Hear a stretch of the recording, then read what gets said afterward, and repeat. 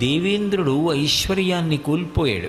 కోల్పోయిన తరువాత తాను పడినటువంటి కష్టాలకి తానే పశ్చాత్తాపాన్ని పొంది తిరిగి మళ్ళీ లక్ష్మీదేవి యొక్క అనుగ్రహం పొందడానికి కావలసినటువంటి విధానాన్ని తెలుసుకోవడానికి చతుర్ముఖ బ్రహ్మగారిని ఆశ్రయించాడు. ఆయన సృష్టికర్త. మీరు ఎప్పుడైనా పౌరాణిక వాంగ్మయం చూస్తే మీకు ఒక విషయం కనపడుతుంది.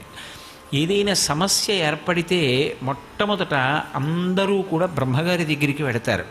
ఆయన ఒక మార్గాన్ని చూపిస్తాడు. ఇదిగో మీరు ఇలా వెళ్ళండి అని చెప్తూ ఉంటాడు. సృష్టికర్త అంటే ఈ లోకములను సృజించినటువంటి వాడు. అలాగే మన ఇంటికి కూడా ఓ పెద్ద ఉంటారు.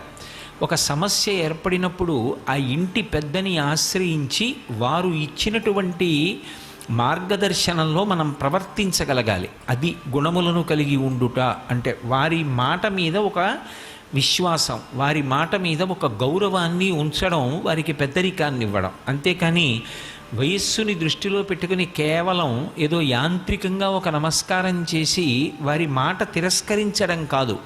వారు అనుభవంతో చెప్పినటువంటి మాటకి ఒక ప్రాధాన్యత ఇచ్చి పరిశీలించగలిగినటువంటి అధ్యవసాయంతో కూడుకున్నటువంటి బుద్ధిని కలిగి ఉండేటటువంటి స్థితికి వినయము అని పేరు. అటువంటి స్థితిని పొందాలి. అందుకే బ్రహ్మగారిని వెళ్ళి అడుగుతారు.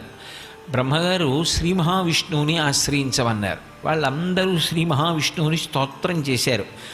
మీరు జాగ్రత్తగా గమనిస్తే అనేక సందర్భాలలో అసలు శ్రీ మహావిష్ణువు దర్శనమివ్వరు, ఆయన వాక్కు వినపడుతుందంతే. ఈ సందర్భంలో ఆయన ఒక మాట చెప్పారు. పోగొట్టుకున్నటువంటి లక్ష్మిని తిరిగి పొందాలి అంటే క్షీరసాగర మథనం చెయ్యాలి. ఆ క్షీరసాగర మథనం చెయ్యాలి అంటే దానికి కొన్ని సంభారములు కావాలి. ఆ పాల సముద్రంలోకి పట్టుకెళ్ళి అనేకమైనటువంటి లతలు, ఓషధులు మొదలైనటువంటి వాటిని నింపాలి. తర్వాత మందర పర్వతాన్ని కవ్వంగా చేసుకోవాలి. వాసుకుని తీసుకొచ్చి తాడుగా చుట్టాలి. ఈ ప్రక్రియలో నేను మీకు సహాయపడతాను. ఈశ్వరుడి యొక్క సహాయం లేకుండా అసలు ఏ కార్యమూ నెరవేరదు. ఇది బాగా జ్ఞాపకం పెట్టుకోవలసినటువంటి విషయం. లక్ష్మీ కటాక్షం కావాలి అని కోరుకునేటటువంటి వ్యక్తి కేవలము తన యొక్క సమర్థత చేత తాను ఒక కార్యాన్ని చాలా కష్టపడి నిర్వహిస్తే ఫలితం వచ్చేస్తుంది అనేటటువంటి మాటకి సనాతన ధర్మంలో ప్రామాణికత లేదు.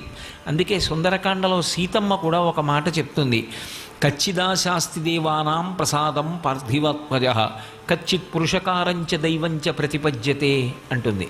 పురుషకారమునకు దైవము యొక్క సహాయము తోడు కావాలి. నేను నా వంతు ప్రయత్నం నేను చెయ్యాలి. కానీ ప్రయత్నం చేసేటప్పుడు ఒక్కటి జ్ఞాపకం పెట్టుకోవాలి. 99 పాళ్ల నా ప్రయత్నానికి ఒక్క పాళ్ళు భగవంతుని యొక్క అనుగ్రహం కలిసి రాకపోతే ఆ కార్యము నెరవేరదు. అందుకే భగవద్భక్తి అనేటటువంటి మాటకి అంత విశేష ప్రాధాన్యత ఉంటుంది.